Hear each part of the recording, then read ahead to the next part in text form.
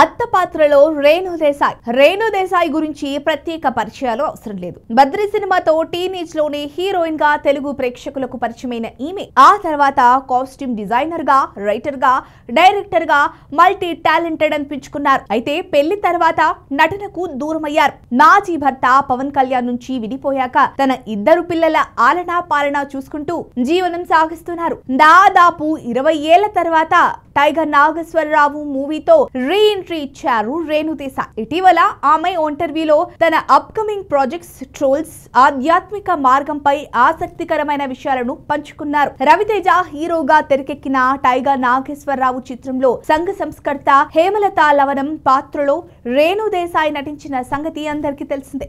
ఆ సినిమా చేస్తున్నప్పుడు తనపై కొన్ని విమర్శలు వచ్చాయని ఆమె తెలిపారు. కంబ్యాక్ ఇచ్చింది, ఇకపై ఎక్కడ చూసినా కనిపిస్తుంది, ఎలాంటి సినిమాల్లోనైనా నటిస్తుందని చాలా మంది అన్నారు. కానీ ఆ సినిమా వచ్చి 2 ఏళ్లు గడుస్తున్నా నేను ఇప్పటి వరకు మళ్ళీ స్క్రీన్ పై కనిపించలేదు. ఏ సినిమాకి సైన్ చేయలేదు. నా గురించి అప్పుడు బ్యాడ్ గా మాట్లాడిన వారు ఇప్పుడు వచ్చి నాకు క్షమాపణలు చెప్పారు. మాట్లాడేవారు ఎలాగైనా మాట్లాడుతుంటారని రేణు అన్నారు. టైగర్ నాగేశ్వరరావు రిలీజ్ అయ్యాక చాలా ఆఫర్స్ వచ్చాయని, కానీ తాను అంగీకరించలేదని రేణు దేశాయ్ చెప్పారు. అన్ని రకాల పాత్రలు వస్తున్నాయని, స్ట్రాంగ్ ఫీమేల్ లీడ్స్ లో నటించమని అడుగుతున్నారన్నారు. రీసెంట్ గానే ఒక ప్రాజెక్ట్ కి సైన్ చేసినట్లు వెల్లడించారు. అందులో తాను అత్త పాత్రలో కనిపించనున్నట్లు తెలిపారు. అది అత్తా కోడళ్ల కామెడీ మూవీ అని, తన పాత్రకి జస్టిఫికేషన్ ఉంటుందని చెప్పారు. తనకు నటన అంటే చాలా ఇష్టమని, కానీ అదే తన జీవిత లక్ష్యం కాదని రేణు తెలిపారు.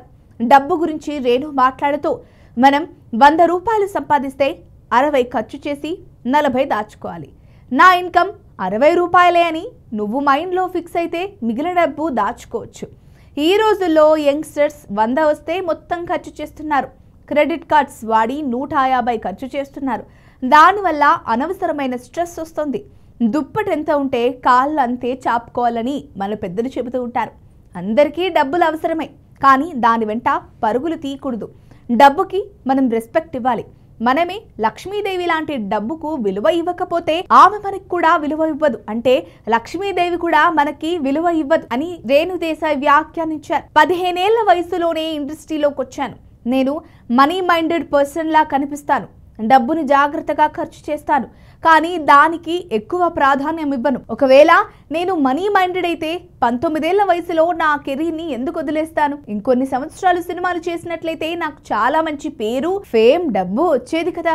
ఎప్పుడూ నేను డబ్బు మనిషిని కాదు అని రేణు దేశాయ్ చెప్పుకొచ్చారు. ఆయుర్వేదంలో, అలోపతిలో తనకి ప్రవేశం ఉందని తెలిపారు. తన ఇద్దరు తాతల్లో ఒకరు ఆయుర్వేదిక్ డాక్టర్ అని, మరొకరు అలోపతి డాక్టర్ అని, ఆ విధంగా జెనెటిక్స్ లోనే అవి తనకు వచ్చాయని అన్నారు. రేణు దేశాయ్ తాను కర్మ సిద్ధాంతాన్ని నమ్ముతానని, చేతిపై స్థిత ప్రజ్ఞత పచ్చబొట్టు కూడా ఉందని ఆమె తెలియజేశారు. దైవ భక్తి కూడా ఎక్కువే ఉందని అన్నారు. శివుడు గణపతికి భక్తురాలినని, దుర్గామాతని తన తల్లిగా భావిస్తారని పేర్కొన్నారు. తనకు ఆధ్యాత్మిక మార్గం అంటే ఇష్టమని, కొన్నేళ్ల తర్వాత సన్యాసం తీసుకుంటారని అన్నారు. పిల్లలు అకీరా, ఆద్య పెద్దై తన బాధ్యతలు తీరిపోయిన తర్వాత ధ్యానం చేసుకుంటూ మిగతా జీవితం గడుపుతారని రేణు చెప్పుకొచ్చారు. మరి ఈ వీడియో గనుక మీకు నచ్చినట్లయితే లైక్ చేయండి, షేర్ చేయండి, సబ్స్క్రైబ్ చేసుకోండి. మరిన్ని వీడియోల కోసం మా ఛానల్ ని ఫాలో అవ్వండి.